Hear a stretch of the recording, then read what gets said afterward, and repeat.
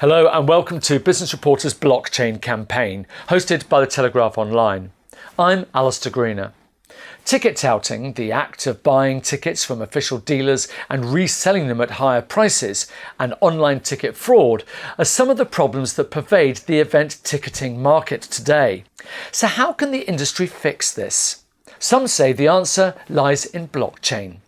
Today we're going to discuss the challenges and some possible remedies with the co-founders of the Aventus Protocol Foundation, Annika Monari and Alan Vey. Also joining us is Professor Mike Waterson, who is one of Aventus's key advisors and an expert in secondary ticketing, after writing a prestigious report about the market for the UK government.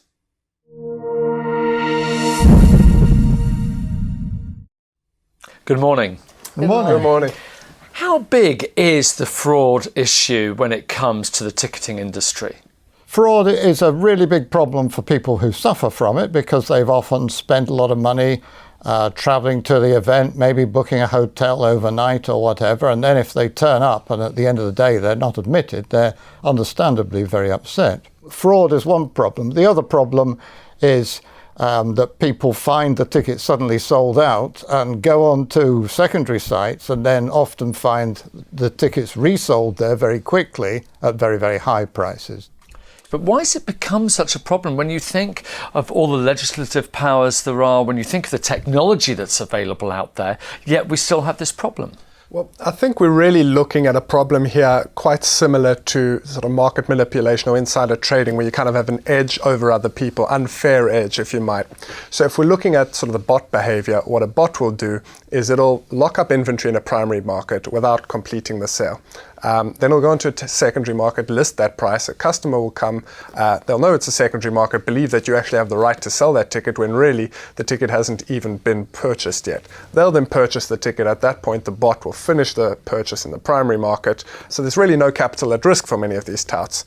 The problem here is really economic in nature. So we have tickets that are priced lower than what some people would be willing to pay for it. There's all sorts of reasons for that, sort of the artists wanting their true fans there and wanting to sell out quickly. And then if we look at the sort of primary and secondary markets, no primary market will want their tickets to sell slower. So why wouldn't you let this behavior occur? In a secondary market, the higher the average price, the better, the more money you're making. So again, there's no real incentive to change something there. Now, often we'll see people talking about changing things, but underneath, at times there hasn't been as much action as is needed. Given all of those complexities, where do you start in actually finding a solution to stop this fraud? Well, we think the answer is blockchain. To be honest, it's this revolutionary new technology. It's changing the way we transact value online.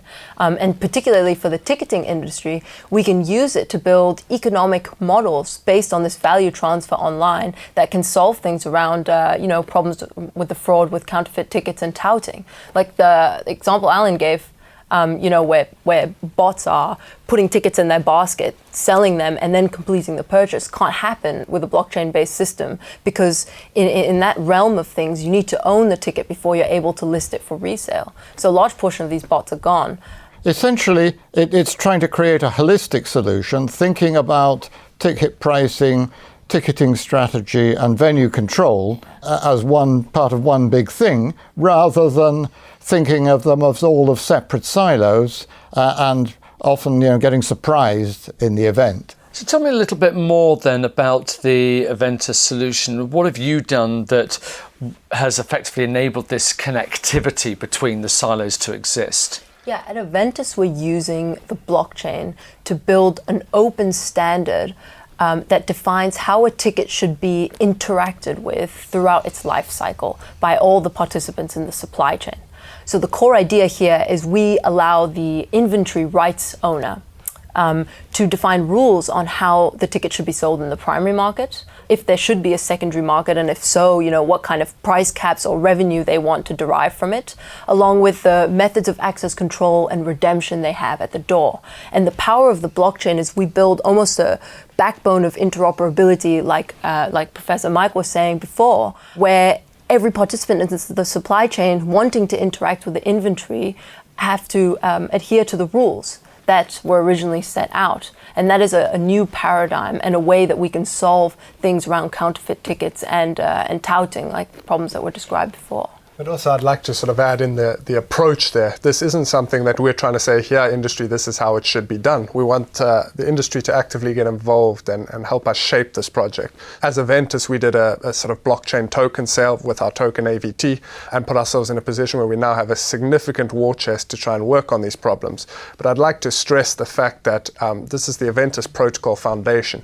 It's a not-for-profit entity. We don't derive revenue from the protocol itself. It's really about building something that applies to everybody, open source, free for them to use, and then we really sort of release that through the protocol. The end goal here is to make sure that we do, first of all, eliminate counterfeits. That's a problem that we really feel should be dealt with. And then also, we're not against secondary markets, but we want to give people the tools through which they can control it if they so choose. So ultimately, the result of all of this will be something that applies to various sort of segments of the market, be it football, be it sort of music events, theatrical events, various areas, let's say the UK, the US, across the world, and make sure that we have something really usable by the industry there.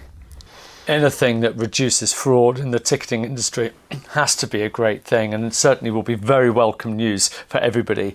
And to be able to hear how blockchain and technology can be used in that quest is absolutely fascinating. So thanks very much indeed for your time.